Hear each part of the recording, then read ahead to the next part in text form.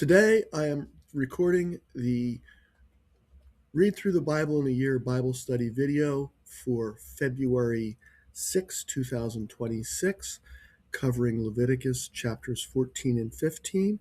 I may comment on my thoughts as I read through. We'll see how it plays out. So, starting with chapter 14, the Lord spoke to Moses, saying, "This shall be the law of the leprous person for the day of his cleansing. He shall be brought to the priest, and the priest shall go out of the camp, and the priest shall look. Then, if the case of leprous disease is healed in the leprous person, the priest shall command them to take for him who is to be cleansed 2 live, clean birds, and cedar wood, and scarlet yarn, and hyssop. And the priest shall command them to kill one of the birds in an earthenware vessel over fresh water. He shall take the live bird with the cedar wood, and the scarlet yarn, and the hyssop, and dip them, and the live bird in the blood of the bird that was killed over fresh water. And he shall sprinkle it 7 times on him who is to be cleansed of the leprous disease. Then he shall pronounce him clean, and shall let the living bird go into the open field. And he who is to be cleansed shall wash his clothes, and shave off all his hair, and bathe himself in water, and he shall be clean. And after that he may come into the camp, but live outside his tent for 7 days. And on the 7th day he shall shave off all his hair from his head, his beard, and his eyebrows. He shall shave off all his hair, and then he shall wash his clothes, and bathe his body in water, and he shall be clean. And on the 8th day he shall take 2 male lambs without blemish, and 1 ewe lamb a year old without blemish, and a grain offering of 3/10 of an ephah of fine flour mixed with oil, and 1 log of oil. And the priest who cleanses him shall set the man who is to be cleansed and these things before the Lord at the entrance of the tent of meeting. And the priest shall take one of the male lambs and offer it for a guilt offering, along with the log of oil, and wave them for a wave offering before the Lord. And he shall kill the lamb in the place where they kill the sin offering and the burnt offering, in the place of the sanctuary. For the guilt offering, like the sin offering, belongs to the priest. It is most holy. The priest shall take some of the blood of the guilt offering, and the priest shall put it on the lobe of the right ear of him who is to be cleansed, and on the thumb of his right hand, and on the big toe of his right foot. Then the priest shall take some of the log of oil, and pour it into the palm of his own left hand, and dip his right fingers in the oil that is in his left hand, and sprinkle some oil with his finger 7 times before the Lord. And some of the oil that remains in his hand the priest shall put on the lobe of the right ear of him who is to be cleansed, and on the thumb of his right hand, and on the big toe of his right foot, on top of the blood of the guilt offering. And the rest of the oil that is in the priest's hand he shall put on the head of him who is to be cleansed. Then the priest shall make atonement for him before the Lord. The priest shall offer the sin offering to make atonement for him who is to be cleansed from his uncleanness. And afterward he shall kill the burnt offering, and the priest shall offer the burnt offering and the grain offering on the altar. Thus the priest shall make atonement for him, and he shall be clean. But if he is poor and cannot afford so much, then he shall take 1 male lamb for a guilt offering to be waved, to make atonement for him, and 1/10 of an ephah of fine flour mixed with oil for a grain offering, and a log of oil. Also 2 turtle doves or 2 pigeons, whichever he can afford. The one shall be a sin offering, and the other a burnt offering. And on the 8th day he shall bring them for his cleansing to the priest, to the entrance of the tent of meeting, before the Lord. And the priest shall take the lamb of the guilt offering and the log of oil, and the priest shall wave them for a wave offering before the Lord. And he shall kill the lamb of the guilt offering, and the priest shall take some of the blood of the guilt offering, and put it on the lobe of the right ear of the man who is to be cleansed, on the thumb of his right hand, and on the toe of his right foot, on the big toe of his right foot.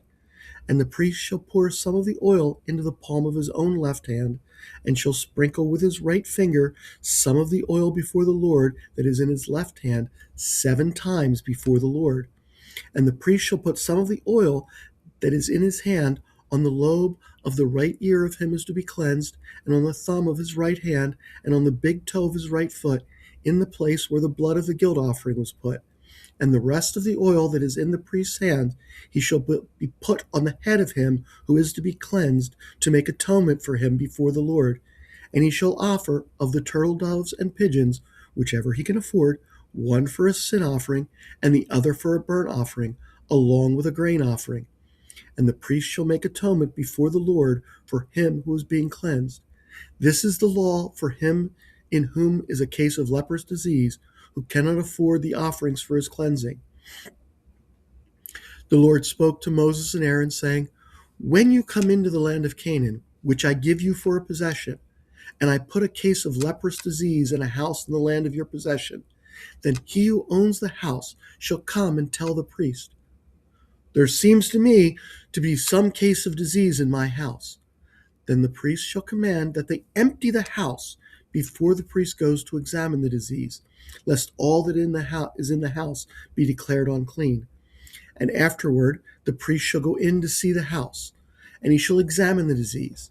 And if the disease is in the walls of the house with greenish or reddish spots, and if it appears to be deeper than the surface, then the priest shall go out of the house to the door of the house and shut up the house 7 days.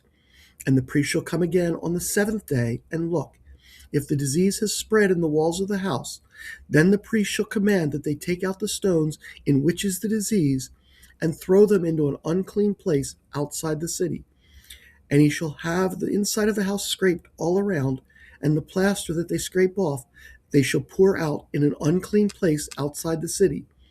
Then they shall take other stones and put them in the place of those stones, and he shall take other plaster and plaster the house. If the disease breaks out again in the house, after he has taken out the stones and scraped the house and plastered it, then the priest shall go and look. And if the disease has spread in the house, it is a persistent leprous disease in the house. It is unclean. And he shall break down the house, its stones and timber, and all the plaster of the house, and he shall carry them out of the city to an unclean place. Moreover, whoever enters the house while it is shut up shall be unclean until the evening. And whoever sleeps in the house shall wash his clothes, and whoever eats in the house shall wash his clothes.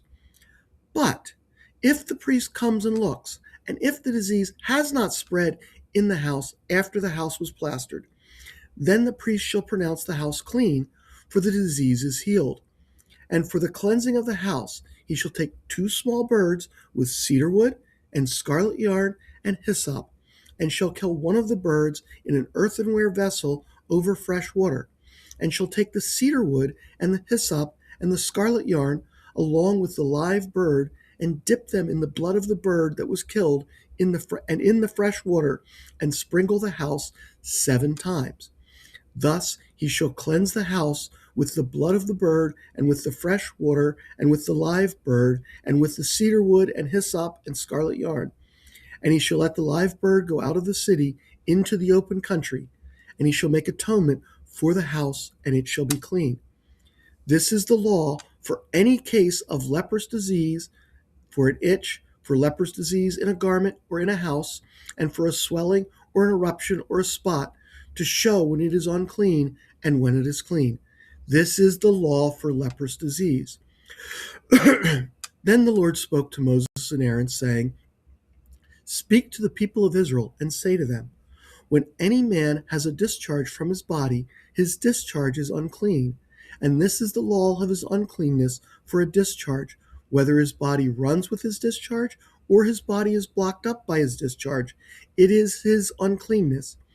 Every bed on which the one with the discharge lies shall be unclean, and everything on which he sits shall be unclean. And anyone who touches his bed shall wash his clothes and bathe himself in water and be unclean until evening. And whoever sits on anything on which the one with the discharge has sat shall wash his clothes and bathe himself in water and be unclean until the evening. And whoever touches the body of the one with the discharge shall wash his clothes and bathe himself in water and be unclean until the evening. And if the one with the discharge spits on someone who is clean, then he shall wash his clothes and bathe himself in water and be unclean until the evening. And any saddle on which the one with the discharge rides shall be unclean. And whoever touches anything that was under him shall be unclean until evening. And whoever carries such things shall wash his clothes and bathe himself in water and be unclean until the evening.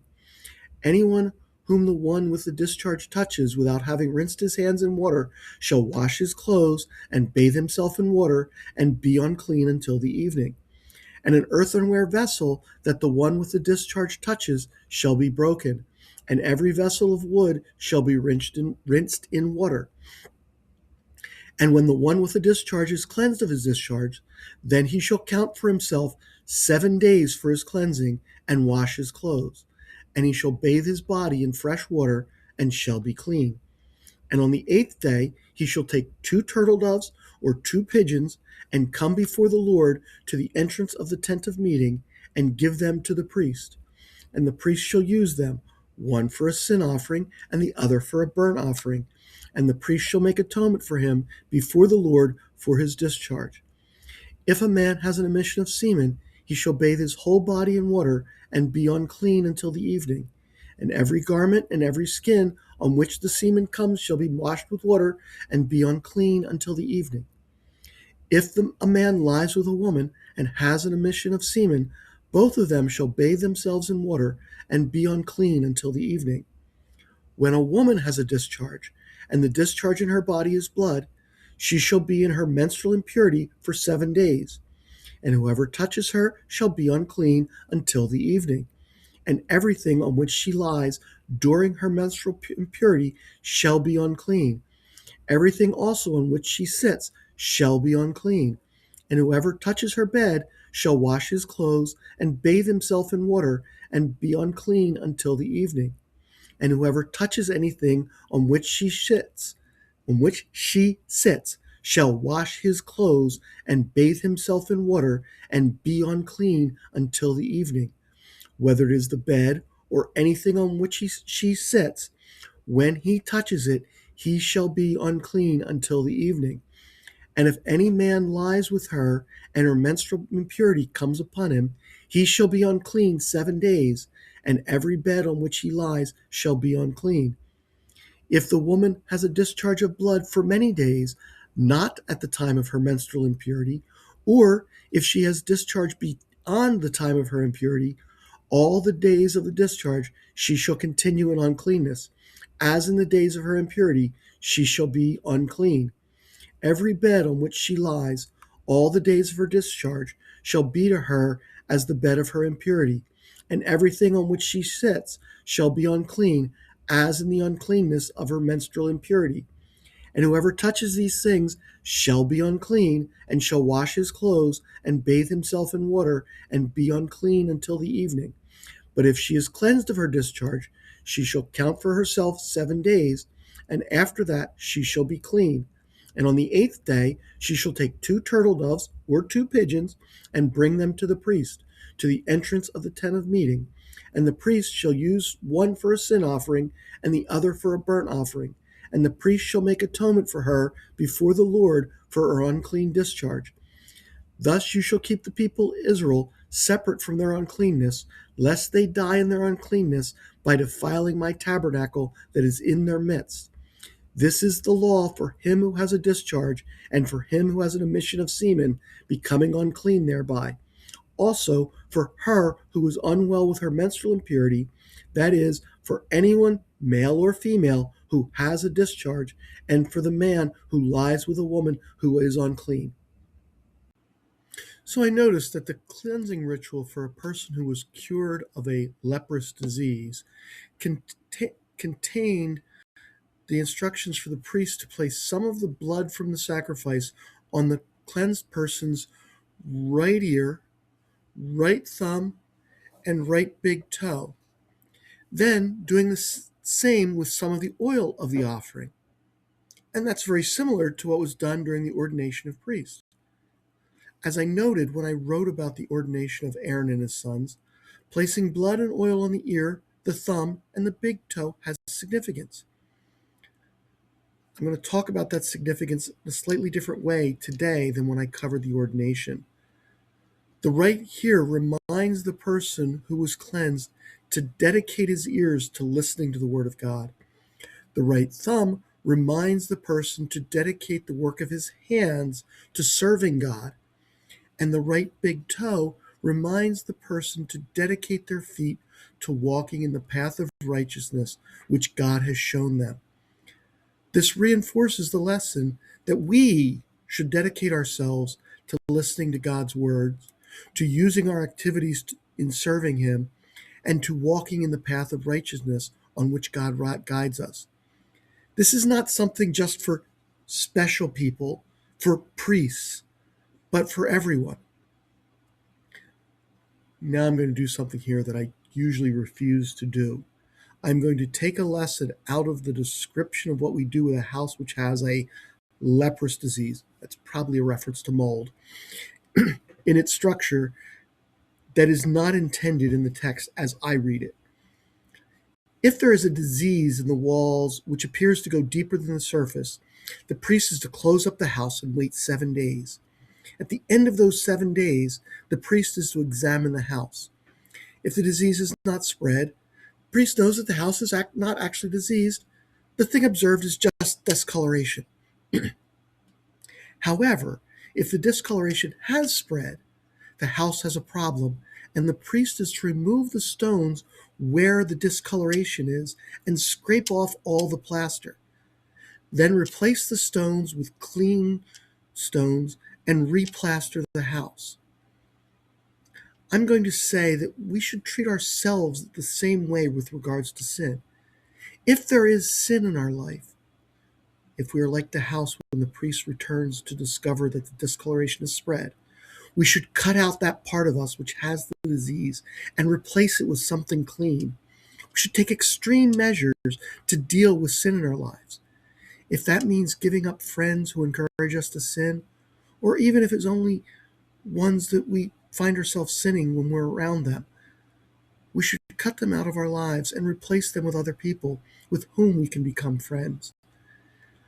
Perhaps later you can return to those friends, former friends who cause problems, but for now you need to excise the sin from your life. If that means giving up activities which lead us to sin, then we should replace those activities with activities which will not lead us to sin. If you go to a restaurant and drink and get drunk and can't control your drinking, stop going to the restaurant. Go somewhere else. Take your meals elsewhere. There are other ways this can apply. You know what they are. And now, to tie these two thoughts together, if we dedicate our ears to listening to God's word, and our hands to working in service to God, and our feet to walking in the path of righteousness, we will not become once more unclean by sinning. We will not need to tear something out of our lives to remove the sin from it. And I want to remind you, we were all sinners, and all had sin in our lives and were unclean before we accepted